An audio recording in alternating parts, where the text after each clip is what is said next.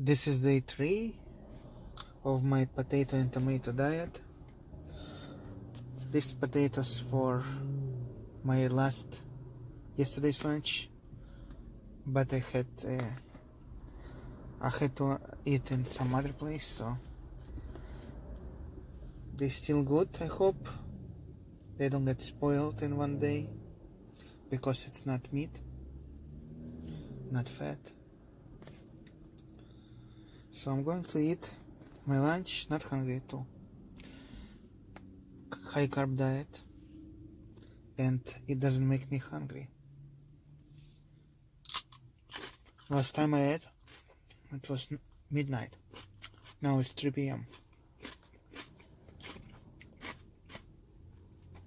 And I'm watching Dr. Mcdougall. Can control everything. He's got plenty of money to go see all the doctors he wants to go see. And this is a picture of him 2 years before I met him. He's talking about salt. I don't know what the message is. He will probably say that salt is bad for you. Although, and he had high blood pressure, type 2 diabetes, hypercholesterol, I like salt. gout, mild kidney failure, overweight, mild osteoarthritis, constipated, and depressed. And he went to the doctor faithfully for 2 years, took all the medications, did everything that the doctors recommended for him. And here's a picture of him 2 years later. Okay, 2 years later, he's got hypertension, type 2 diabetes, hypercholesterolemia, hypertriglyceridemia, gout, mild kidney failure, overweight.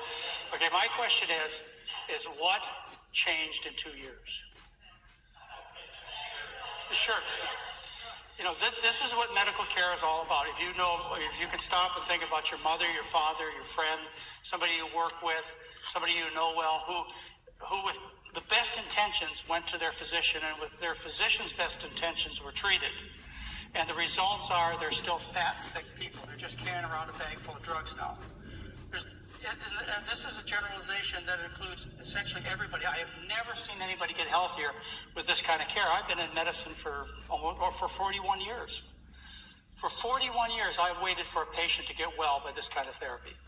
I've never seen it when it comes to chronic disease. And the reason I don't practice this way anymore, I do use drugs. I have a prescription pad. I'm licensed in 4 states to practice.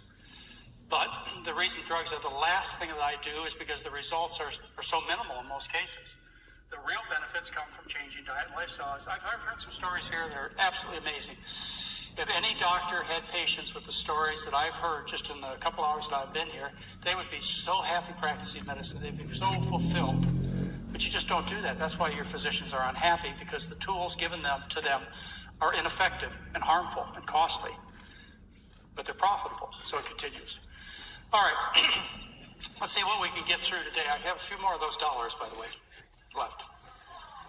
What can I say? I brought $53. I gave 43 out. That means 43 people understood what I had to say. So I'll have to come back.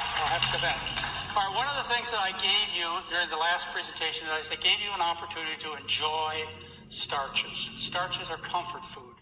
You love starch. I mean, I was raised in the Midwest on potatoes. When I moved to Hawaii, it was rice. People love starch, but they fear starch. Of course, you understand now unnecessarily. The other thing they love is salt. Yeah. Salt is the scapegoat of the Western diet. A scapegoat. The derivation of the word scapegoat is from Jewish history. It's an old ceremony that used to be done in the old biblical days, where what they would do in a village is they'd take a goat and they'd lay the sins of the village on the goat and send it out into the desert to die. That's where the name scapegoat comes from. Well, salt is the scapegoat of the Western diet. Doctors know 5 things. 5 things doctors know. There are 2 things I learned in medical school. And I went to medical school between 1968 and 1972.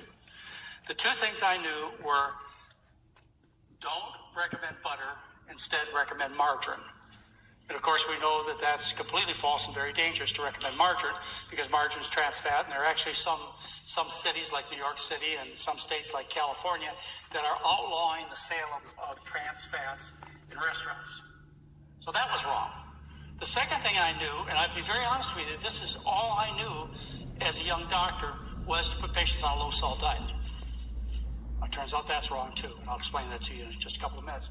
The third thing doctors know today is they know that when women come in and ask whether or not they should eat soy, women are told, you should eat soy, it prevents breast cancer. But if you have breast cancer, don't eat soy because it promotes breast cancer. I mean, you've heard this. This is the truth.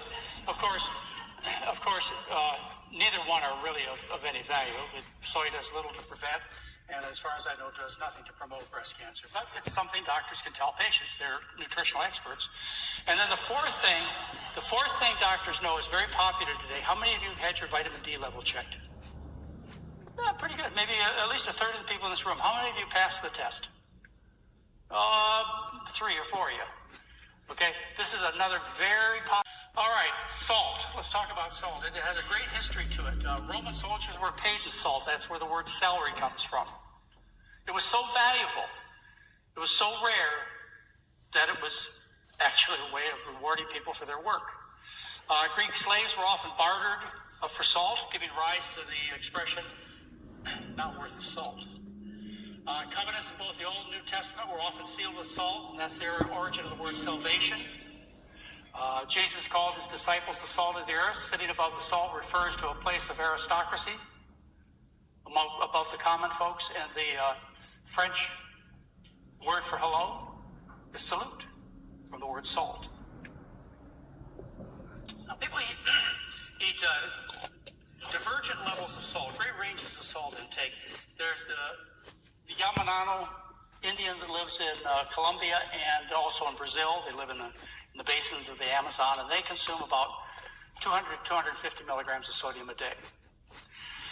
The least amount of sodium that's determined by experimentation that people can live on and still be healthy is 50 milligrams. But you'd have to synthesize the diet to get it as low as 50 milligrams. Naturally, a diet will contain about 200, 250 milligrams. So these people in Brazil and Colombia live on about 200 milligrams a day. In 1959, Korean soldiers included in their diet 30,000 milligrams of salt, which is about 1,200 milligrams of sodium.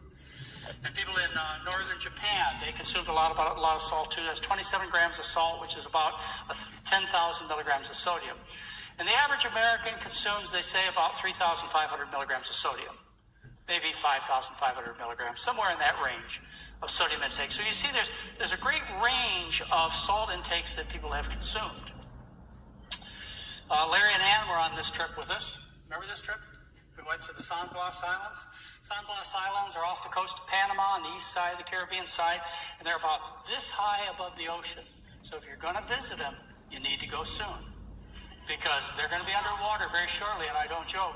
But they have a distinct form of art, and we went to see them probably about 12, 15 years ago. And these folks who live on this island eat a very high salt diet, but they don't have any high blood pressure or heart disease. Yet when they move to Panama City and they change their diet and eat less sodium, they get sick with high blood pressure, heart disease, obesity, and so on. Why? Because they change to the urban diet. And you can see this around the world, various populations of people who are near vegetarian. Regardless of their salt intake, they're healthy people. But when they leave their native plant-based, starch-based meal plan and move to the cities and switch to all the animal foods, they consistently get sick. So, go back to the basic anatomy. You're designed as a salt seeker. You think this was a mistake? This urge, this desire of yours is there to keep you alive because you need minerals. What industry has done is they've taken our basic drives, salt and sugar. Those are the only two pleasurable senses on the tip of our tongue. They've taken salt and sugar and they've turned it into a way of selling more and more food, junk food in this case, to people. So what used to be a rare commodity, used to be the celery for Roman soldiers, used to be a very valuable commodity, is on every table in a column and a shaker. And the same thing with sugar. They put sugar in everything from infant formula to geriatric formula. So they take advantage of our natural senses and as a result cause some serious problems. But you are designed as a salt seeker. That's not a mistake. You're designed as a carbohydrate seeker in the form of starch primarily. That's your basic design. Mine too.